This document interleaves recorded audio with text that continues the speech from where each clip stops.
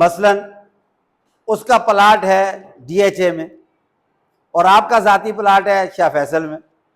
अब शाह फैसल के प्लाट की और DHA के प्लाट की वैल्यू आपस में एक जैसी हो सकती है। अब अगर हम उसके प्लाट को जो DHA वाला है अपने नाम कर दें और अपना जो प्लाट है वो बच्चों के नाम कर दें, ये जायज़ है? ये होता है तब्दील करना। उसका बाप, बच्चों का बाप छोड़ के गया वो गाड़ी, कीमती गाड़ी कोरोला 2D गाड़ी छोड़ के गया और जो बंदा उनकी परवरिश कर रहा है उसके पास है मेहरान गाड़ी।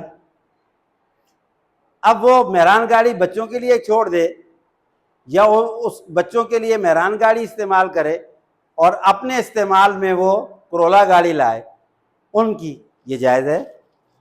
ये मतलब है कि उनके पाकीज़ा उम्दा आला माल को अपने घटिया और कम कीमत माल के साथ तब्दील। दूसरा हुक्म समझ में आ गया? पहला हुक्म क्या है और दूसरा हुक्म क्या है? समझ में आ गया?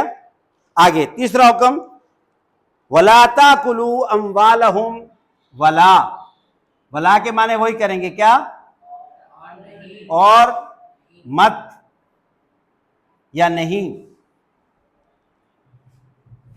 वला ताकुलू, ताकुलू का माना होता है मत खाओ,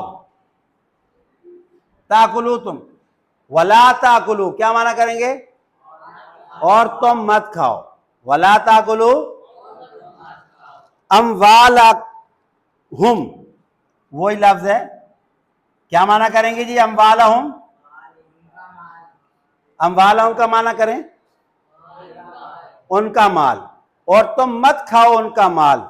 इला अम्वालिकुम, इला का मतलब होता है तरफ, और अम्वालिकुम मैंने ऊपर बता दिया था, अम्वालिकुम का माना क्या करेंगे?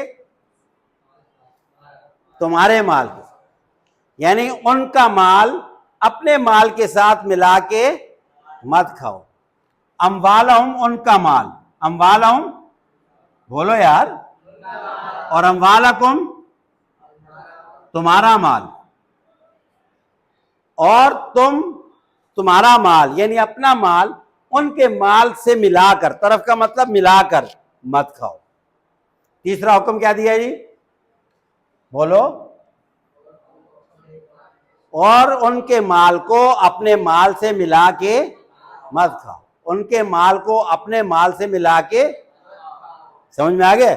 मसलन उनके अब्बा जो है वो पैसे छोड़ के चले गए, अब उनकी परवरिश कर रहे हैं, तो अब ये नहीं है कि आप अपने बच्चों के भी खाने पीने के लिए और उनके भी खाने पीने के लिए उनके पैसे निकाल करके अपने पैसे मिला करके ला रहे हो, नहीं, ऐसा नहीं करना है। उनका खर्चा उन पे लगाना है, उनके खर्चे को अपने खर्चे में मिला करके घर में नहीं करना। हो सकता है आपके बच्चे ज़्यादा खर्च कर लें, उनके बच्चे कम करें, तो कल क़यामत को आप क्या जवाब देंगे?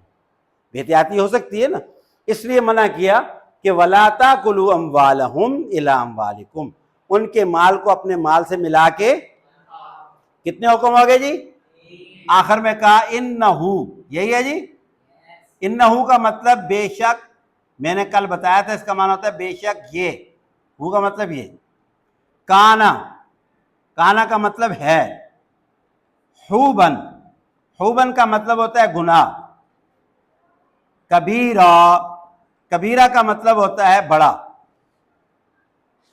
बेशक ये बहुत बड़ा गुनाह है। क्या चीज़? उनके माल को अपने माल से मिला के खाना और उनके उम्दा माल को अपने घटिया माल से तब्दील करना, और अब उनके माल को अपने पास रख लेना, उनको न देना।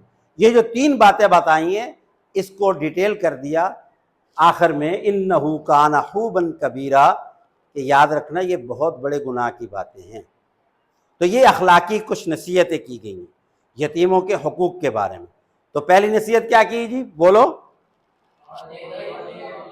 यतीमों को उनका माल उनके हवाले करना है, किसी सूरत अपने पास। नंबर 2 क्या नसीहत की है जी?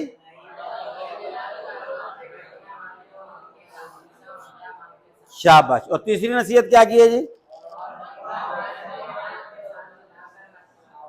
शाबाश। ऑफ करो।